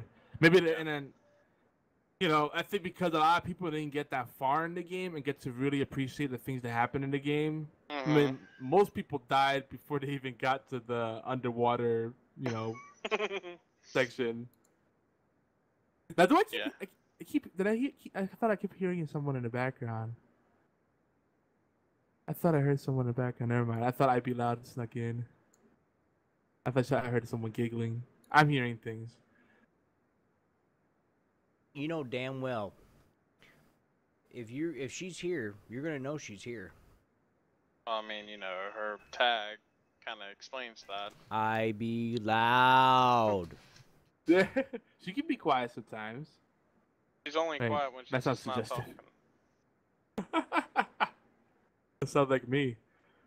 Hey, stop picking on her. She ain't here to defend herself.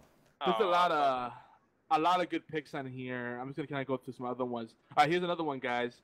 Journey to Silius. Did you know that this game was supposed to originally be a Terminator game, but they lost the license? They didn't get the license at the end, so they had to like kind of swap everything out in the end.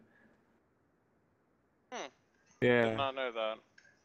And this is a really cool game. And it's made by Sunsoft, and for some reason, it reminds me a little bit of Metal Storm. Some of the character models remind me of Metal Storm. But I don't think Sunsoft made Metal Storm, did they? Let me check. No, Sunsoft was IREM. What the hell is even IREM? IREM Software Engineering. Gosh, yeah, they didn't do much. But yeah, that's one I would definitely recommend if you like going back to the 8-bit games. Journey to Silius is a great one. Side-scroller, action, platformer type game. More on the action side than anything else. Another game, if you like adventuring, they put two of the Wizards and Warriors games. I think there was only two on the NES on here. Iron Sword, which I think is Iron Wizards and Warriors 2, and an original Wizards and Warriors. I love these games. Please tell me you guys have played these. No. Overwhelming silence, tell me no. Nope. Ah, so good. I don't think so, because literally, I don't know. It was the one where you were like a little knight, but you like the levels. A lot of the levels played vertically and horizontally at the same time. Like there were master stages, and you had to go around finding gems, collecting gems to open up certain parts of the level and collect more gems. And you'd fight little bosses and stuff. It was really neat. Like it was like you had a whole life bar. It was like Ghosts and Goblins, but without being such a dick to you. It sounds like when you guys were talking about anime stuff, and the funny thing is that my brother introduced me to it, but I didn't always get the name of what he was watching, just kind of storyline, and then Andrew, same thing, so I don't know the names of the series. So it's kind of like you're describing a game I feel like I totally enjoyed, and I just don't remember the name of it. You've probably seen it. You can't use your bad with names excuse. I've already used it. No, like I'm not even trying to be funny. Like if it gets down to books, I can tell you the storyline front to back. Tell me what book it was. I used to read books like people breathe. They started getting to where they were formulaic. I think I said that right. And yeah, like I could start predicting. I was like, this is. It was hard to find a book I couldn't predict after a while. I was like, oh, this is bad. Yeah. That's when it came the same way with games, and I hate when that happens. I hate when you run into a game and you already know the bad decisions they're gonna make, and it's like, come on, don't do that. Really? Don't do that. It makes it that much harder to find the games that don't make those bad decisions, and then when you find those games, like Major Mayhem, I literally wrote the developer because I was like, oh, this is so good. Like, I feel like this is actually going to help my muscle memory for doing MOBA games better. And he said, oh, it's so old. We're not even ever going to update it. I'm like, oh, are you kidding? What? And they're doing daily updates to freaking Candy Crush Saga? but I Mobile. understood because people didn't understand it was a good game, so it's not like they were supporting it like freaking Candy Crush, which is like, marketing out the wazoo. And that's what's so sad is that there are really talented people out there who are making indie games that are really good, and because they're so dedicated to making the game good, it's hard for them to get the user base that they need to be successful because gamers, I feel like, I'm asking, gamers who are so good just assume that other people are going to know it's good, and these games don't really get serious support because gamers don't, they're expecting, oh, okay, well, they should be at this level right now. Well, they don't have a $10 million budget. These people are living on ramen noodles for the past 6 months, and this is what they came out with, and you can't even, like, say, have you seen this game? It hurts my feelings. I'm sorry. I didn't mean to get on the soapbox, but we were talking about Nintendo, and Iwata is no longer here, along with Monty Ohm. And this year, we seem to have lost so much talent in the gaming industry. And the gaming industry right now is taking such a beating with all these changes that are going on that it's like I'm frightened. It's going to be like back in the day when gaming became hardly like a ghost town because of so many bad choices from people entering the industry who really didn't know what they were doing. Do you guys know what I'm talking about? I didn't mean to take over the conversation, but it's very personal for me to talk about Nintendo because that man literally built the foundation on what so many gamers don't even understand. If that man hadn't have made the choices he made, I don't even know where we'd be right now. Somebody else would have. We'd be playing Pong. That logic is terrible. I mean, that's things do kind of work out that way. Like if one person does stuff, someone else will. But you have to always wonder, like, if there wasn't these kind of people out there, like, where would gaming be at today? Because the industry has moved around, has evolved so quickly, and at the same time, yeah, it has stagnated a lot. I feel like the 8-bit era, what makes it so special is that there were a lot of people experimenting because companies didn't really find their niche. There weren't really hot trends to follow. Everyone was just trying to, like, kind of, make fun games. And they liked creating games. They liked making things that were fun. And people innovated and they experimented. And, we kind of lost it. Now it's kind of like, hey, we'll make a game that's like that, but a little better. Now we have 20 titles of Madden that have pretty much the same graphics and same gameplay. Nothing's changed, and the faces barely look like the people that they're trying to relate to, and they're still making millions of dollars, Yeah, it's a shame. So many titles, that have just so much repetition and not much innovation to it. It's just.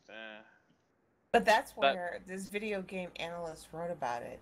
The big bust, and I guess it was, I think it was 1983, where literally Atari buried all the cartridges they had for ET because it was so badly made. That I think what's happened right now is, the whole sequel thing. If you put enough marketing behind it and you enjoyed the first movie so much, you were so desperate for the next movie to be better because it really was a good storyline that you're willing to put your heart out there for it time and time again to get disappointed. And there are people making the decisions who know that you're going to do that. So it's like easy money. Yep. It's a sad reality. But let's talk about happier times. Yeah, like the fact that, Yogi has put together this whole GeekyAntics thing with a gang where it's a lot of purists, people who really love gaming for the sake of gaming, and they're out there. And we all come together, and eventually the underdogs, the pendulum swings back, and Yogi's trying to do his part to bring us all together to try and bring gaming back to where it should be, where this generation doesn't even understand where it came from, to enjoy why it is the passion it is to us. And Yogi's doing his part, you know what I mean? And it takes all of us working together to do it. And I'm just very grateful to be a part of the gang because you know what, Yogi? I mean, it's got to be hard trying to keep everybody together, you know what I mean? Trying to do what you can. And it's, day after day. Did you hear my rant in the beginning of the show? No, I'm saying it like No, because seriously that actually goes right in line with what you just said. It's funny. No, seriously, it's from literally um trying to do a startup on my own, reading everything in TechCrunch, trying to do it on my own. You study real hard. You do everything they tell you to do like it's a freaking blueprint, and it's just a thankless job. And then you finally, after a while, when you're ready to give up, you meet a bunch of people who have been just as beat up as you are, if not more so, and they're there and they're like, "Come on, we'll help you," like a hospital, like we'll get you back on your feet. We'll give you the tools you need to feel good about it, and let's all just band together and try and get us all where we can just be happy being who we are, gamers, and help the next generation know why we care so much. And when you've gotten the snot kicked out of you, when you've literally been through some things where you just have given up on the decency of humanity, even when someone's not perfect, the fact that they literally are there still trying to do what they can against all odds, it just it gives you the strength to go, come on, man, we can do this. I know it's that point of the workout where like literally you don't want to wake up in the morning because your whole body aches, but I got you, come on. I've been And if you don't have that, if you don't have a group of people Amen, that sister. can do that together, Preach it. when you don't have, even when we all just like, it's family, even family squabbles to where it's like we have our moments, but at the end of the day we still fam, and it's still about one thing, and it's still about one cause. But it's hard when you got someone who's trying to handle it all, trying to keep everybody together, and he's human. It's like the clown that go see this clown, and the doctor didn't realize that's the clown he's talking to. It's like it's just it's not easy. It's not easy when It's you not try easy and being walk in cheesy. somebody. It's not. If you, before you really want to just unload on somebody to the point that you have no forgiveness, try walking in their shoes and see how far you get. Word. And it's not like I can't walk in shoes. Being a female, sometimes I'm really defensive about walking into my shoes because I feel like it's harder for me, but that's because I don't know what it's like to be a guy. So all I know is what it looks like to me and how easy it is for y'all. But I don't know. You could have the same fears I have, just differently, and it's the same struggle. And I'm thinking it's something else. So I mean, Talking about do you know what I'm saying? At the end of the day, guys, it might be just little nibbles, but you can't eat the elephant in one bite. We got to eat it one spoon at a time, and not one The person ears can are take really all good. the spoons. You know what I'm saying? The ears are really good, Yep. though. Yeah. So everybody who's listening, support the little guy, band together, be part of the gang, help everybody come up. Even if you're not at the very top, Help me the come gang up. Help me never come up, everybody. I need looks help. down on fam. Got to rub a little bit underneath. Yeah. Just Put make some- sure Say, that help Put some every coconut oil on that help shit. Put help. some coconut He said oil help on it. help everybody come up. I need some help, and I need. I got some coconut oil for you, baby. Get them coconuts warm. Wow. I got a Mai Tai to go on the side with it. See, Gurgle. The Mr. 4420, he's like, "Can I come in TS?" I was like, "Sure." So I just moved him right in, and this is what he came to. Hello, everybody. Rip. Hello. Hello. You were talking about like looking at it in a woman's perspective. You're in IT, right? I be loud. She does the same now, thing I'ma you tell do, but short- for Microsoft. Well, I'm gonna tell you a short story. And I was telling my partner, and he was like, "Don't gloat," and I'm like, "It's not a matter of gloat. It's a matter of feeling insecure because I kept trying to tell where I work today that I thought there was a way to fix a hardware situation I was having, and they said, no, no, no, no, no. I had the patience to follow the whole process. When actually, if I'd listened to myself, it would have been solved in 5 minutes." Don't you love Which is that? Which is what happened. And then I properly informed the people that, yeah, so half my day was screwed because you didn't listen to me, and it was solved in 5 minutes, and here's a solution. So I'm not trying to rub it in your face, but recognize it because it's costing you. Told you so, bitches. Yeah, that And- happens at my job a lot too, where I'll recommend something, but since I'm not as advanced or Fatal. know as much as other people, in our field, they like to not really take my advice and look around it. So you understand what I'm saying? Absolutely. And you know, you're lucky because right now you are like the biggest ally to the tech field. Most jobs now in the tech field, which is kind of jealous. You know, you're talking about looking at it as a woman and your perspective. No, I know they where are you're going. hiring. I know, but I know where you're going. Just to hire females. Let me tell you where you're going, and let me tell you why that's almost like talking about female streamers in esports. First of all, you've got women out there who do want to learn. Do not mistake, at least I'm going to speak for myself. I do want to learn. I tried to do it looking at boot camps, free code camp. I'm sorry, I got to put a shout out there for Quincy Larson. Love you. They're showing how to do it for free because literally there are people who paid to go to boot camps. That free code camp is giving them that information. The problem that's going on, that's the same with gamers, business. The reason why our economy is so messed up right now is because unless people are getting paid for it, you can't find the knowledge that you really need to understand what's going on.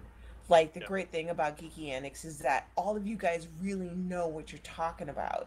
And yes, we're trying to literally put that information out there for free. Everybody but but no, Obi, you got your part. Your part's just shut up. So what I'm saying is that, but we're small, we're grassroots, we're trying to do it organically, we're trying to do it, you know, underground, we're trying to do it, you know what I'm saying? And so there's not a lot of marketing out there. And then what you guys don't know is that there are they're headhunters or interns at some big conglomerate, call it whatever you want to, that are trying to get on top, that find this content, know how to market it, sell it to them so they can package it so they can get promoted to get paid because they're trying to eat. And it's really us because we're not taking care of each other, so they trying to take care of themselves. You feel me? So it's the same thing, and I know you're sitting there going, where is this going? It's the same thing when it comes to women, okay? Women can code. We work harder. We do this. We do that. But it's the same in esports. It's like OB1X's wife said, yes, it's apples and oranges, but we're all still fruit. And until business industry people want to recognize we have a difference, but at the end of the day, we're still human, so they can see the truth, we're going to keep doing this categorization. Let's put everybody in a stereotype.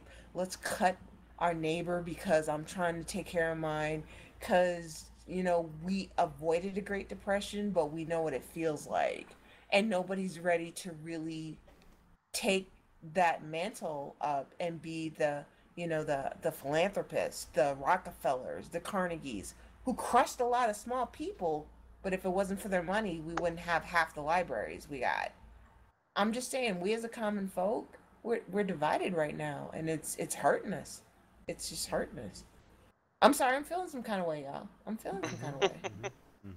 As you talked about Nintendo. I told you, Yogi, I told you, this is why I don't like talking about him. It's really personal. So with that, I think we'll pick up this discussion next week. Yeah. Next time on Dragon Ball Z. Next time on HorsePLAY Live, this is what happens. We are the kings and queens of tangents here. But that's what happens when you start talking about retro gaming. You start thinking about other stuff and just reminiscing, and then start getting sentimental. And then you think about your old cat Fluffy that didn't quite make it that Yogi, day. don't even start, because you are the most romantic sentimentalist that when you start talking about back in the day, you know what these games it's true back in the day. saying, you can't help but think about the history. I'm using don't play it soft, because you're the one who'll be the first to be on the mantle crying, talking about SAWFT. It's the royal you, like the royal we, you know. Fatal will get that one. Yogi, are you SAWFT? SAWFT. Soft. I'm gonna sign off for the rest of the show, not because I don't love y'all, but because they gotta finish paying the bills. So I love y'all. Thank you so much. Where you We're going? not on the segment now. You can't leave now. You derailed a break. You derailed us. Now you stay on the show. That's the price you pay. Well, nature's got a call, so I didn't want to put that out there. But since you pushed, she's gotta go take a shit. Leave her alone. Yeah, throw some grenades down the foxhole. I'll say that shit. I don't give a damn. Poor Guys, foxes. For foxhole, never had a chance. So, you know, I do want to mention one more before we move on and start wrapping up. Because they mentioned the chat, and it's a game that I think doesn't get nearly enough credit. I loved it in the arcade. I loved it on the NES. It's freaking Section Z. I don't know what it is about that game. I know it's just force scrolling side scrolling shooter, a shmup, shoot 'em up. It's made by Capcom, but something about that game is just amazing. Like I don't know, I love it. The boss battles and the way it's kind of like one huge maze. The music, I have some really fond memories with that game, and I think if you like shmups, you know, you got to definitely check out Section Z. It's a definitive game up there with like R-Type or Gradius or Life Force or Thunder Force or 1942 or Raiden. You know, those are like a lot of the Ikaruga, all great shmups. Or if you want to go more current, Cinemora. All great games that if you like shmups, you got to definitely check out. But anyway, you guys feel like revisit this list next week maybe? absolutely not. We're fucking done. Why? Oh, yeah, Shadowgate's pretty good. I don't know why you would We can ask go a back to dumb question Shadowgate. if We you don't want a started that. dumb answer. Come on. But Shadowgate, by the way, surprisingly started off as a game on the Mac. Did it? Yeah, go figure. Games were actually on an Apple computer. You mean they weren't just for rich people to relax to? Wow. And overpriced? Guys, we do want your guys' thoughts too. So if you guys have any comments, please leave us a voicemail 206-415-4987. Let us know what you think. Let us know because we are going to come back to this next week. So if you guys want to get it word edging wise, leave us a voicemail. For all those that are in chat, of course, they're going to be back next week, or in TeamSpeak, we'll be back next week. Or if you guys don't want to leave us a voicemail, you can email us at mail@geekyantics.net. And of course, we'll read those and play those. Try to play those voicemails at least next week, especially if it's for this topic. So, unfortunately, guys, Word. it is that time again where we get to say goodbye. We're fucking done for the night. Alfito-san. Yeah. Obi, before we do leave, though, since we didn't get to do the dust off, I've been playing Fable Legends, and it's not as bad as people say. I can't talk about it because there's an NDA. But Well, Fable then- Legends, Then don't talk keep an eye about out. it. I can't talk about it in detail, but it's good. I like it. I'm still Anyone waiting that's for otherwise full of Gigantic crap. to give me a freaking key, but there's no more I keys. still left. haven't even touched that, so don't feel bad. Yeah, but, but I want to touch it, and they won't let me. You wanna touch it? Also, Neverwinter on Xbox One, really damn good. That's what Just saying. Kingdom's going to play right now. He's like, Neverwinter time. Yeah, Is that free We- as well? it is free. Yep, free to play. And Because I think Oh. I know I played Neverwinter, I believe, before on Steam. it's a good game. I like it a lot. If you like Baldur's Gate or any of the Dungeons & Dragons stuff, the Mhm. D&D stuff, you definitely like it. But by the way, folks, for those that are joining us live, this is why you have to join us live. We're gonna split up into groups and play games together. So stay tuned after we stop the stream. Yeah, I'm being claimed. King Dude's like, wait a Yogi, we're playing Neverwinter. Okay, I guess I'm playing Neverwinter, guys. Okay. All right, Obi, take us home. Home sweet home. To our other home. Oh, my bad. Guy. I think it's Sweet Home Alabama. No, home sweet home. But if you guys have ever heard of the game Guns of Icarus Online, we are starting to play that more and more. If Yeah, you guys buddy. if you guys want to join us, please do. 40 if you want to play it. I got a copy for you. But it's a multiplayer online, guys, and you're like it's like Air Pirates if you guys have ever played that game. I'm a good engineer. Where you're and a a good gunner. I'm a good pilot. So, where you get into there, you just play, and you can have up to 12 people in your game with 3 airships all playing at the same time. So, if you guys want to join us, please go get that game so we can play this week. So, I highly endorse this message. Guns of Icarus Online. I love it. Been I endorsing wanted forever. to play that after the stream. I was going to say something to people, but I couldn't. Of course, Neverwinter wins. So, for all of those that. There's other people in the chat. For all of those that are not going to play Everwinter, we are going to play Guns of Icarus. So if you'd like to play with us, feel free to. But all else, guys, HorsePLAY Live is everywhere you can listen to or download awesome podcasts, including allgames.com. Please take a minute to thumbs up, favorite, subscribe, and even share. Even better, guys, we love some comments and reviews. Please give it to us quick and easy, and it really helps us out. Thanks to everyone who's been promoting our content. Oh, my God, we love you. You guys like eye candy? We do video as well. Check us out on YouTube, youtube.com/GeekyAntics, and right here on twitch.tv/GeekyAntics. Here on Geeky Antics Network, in collaboration with allgames.com, we can't possibly plug the full podcast lineup, so check out geekyantics.net/scheduling, or /schedule, sorry. Thursday, Friday, Saturday, Sunday. Basically, the whole weekend is our big days for podcasting and streaming, but for now. So we're always looking forward to filling up the whole week with other stuff. So if you guys are looking forward to it, we are looking for podcast hosts, writers, broadcast streamers. So let us connect and brainstorm together, guys. If you want to be a part of that, contact YogiZilla. He is back now, guys, so he should be taking care of a lot of the, if you guys want to be on stream team, stuff like that. Make sure you guys contact him. YogiZilla at GeekyAntics.net. Other than that, guys, TCS Dragon, where can people find you at, sir? TSC Dragon. I don't, whatever. I said that shit to Maven. He was like, what? Okay, sorry. Hey, look, we've been around for 10 years now. Can't be just screwing up the name like that. Well, yeah, and if things work out, it'll be the, TSC Absolutely. CSGO team. But anyway, where can we find you at, man? That's awesome, bro. Yeah, It sounded like you cut off completely, bro. You want me? You need to find Dragon. Just say, Obi, where's Dragon? He's on TeamSpeak. So if he's not here, he's on his TeamSpeak, which I have that too. So we'll get him up. Mr. 40. I type in in Google and I'll find you. Yeah, well, yeah, it's kind of like looking for Chuck Norris on Google. All right. He's everywhere. He's everywhere. The last person that Googled Chuck Norris was also the last person that Googled TSC Black Dragon. Mr. 40, what about you, Yes, sir? sir. Do you have any social media that you can they can tweet you at or anything like that? No, not offhand. Not offhand. Guys, if you want to talk to him too, just talk to me. You guys can find me at Obi1X2 everywhere. Instagram, Twitter, a Facebook fan, the Obi1X2 fans on Facebook. And of course, the stream. We're doing some good things, and we're going to be starting some stuff here pretty soon. Of course, the CSGO team, all that good jazz. You guys can find us. Team Demones Gaming, TDG. If you guys can see behind me, there's our logo. You guys could check that out. Yogi, what about you, man?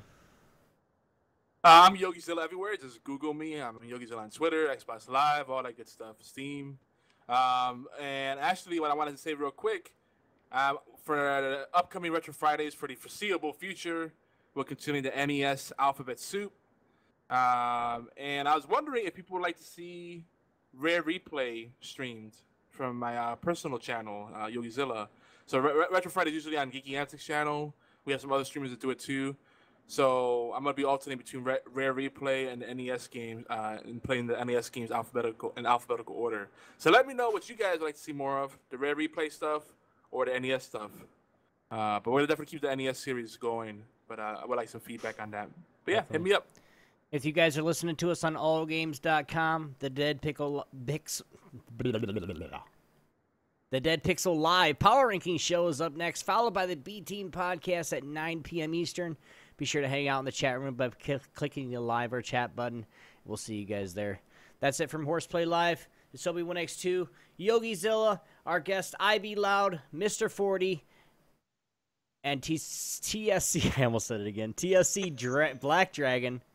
We'll see you guys next week. P-Team! Hey! Peace! What the fuck? Woo! Play the damn music.